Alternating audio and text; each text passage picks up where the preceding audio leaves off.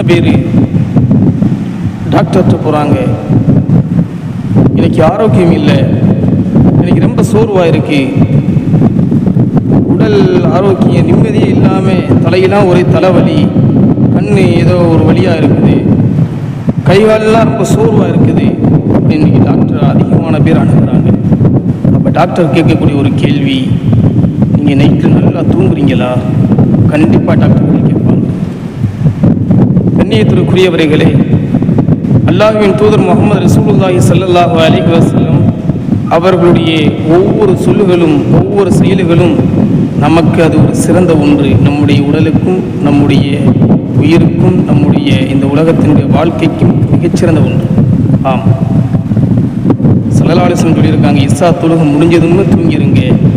4 மணிக்கு தஹஜ்ஜுடைய நேரத்தில் நீங்கள் சரியாக எந்திரிச்சு தஹஜ்ஜுத் தொழுகை சுபஹ் தொழுகை நிறைவேற்றுங்க. அல்லாஹ்வின் தூதர் முஹம்மது ரசூலுல்லாஹி ஸல்லல்லாஹு அலைஹி வஸல்லம் அவர்கள் சொல்லியிருக்காங்க. அல்லாஹ் குர்ஆனில் சொல்றான், வஜஅல்னா நௌமக்கும் சுபாத்தா, நாம் உங்களுக்கு ஆக்கியிருக்கிறோம் தூக்கத்தை சுகமளிக்கக்கூடியதாக, நிம்மதியை தரக்கூடியதாக உங்களுக்கு தூக்கத்தை ஆக்கியிருக்கிறோம் என்று 1400 வருடத்திற்கு முன்பாக அருளப்பட்ட குர்ஆனில் தூக்கத்தை பற்றி சொல்லியிருக்கிறது. கண்ணியத்திற்குரியவர்களை விளங்கி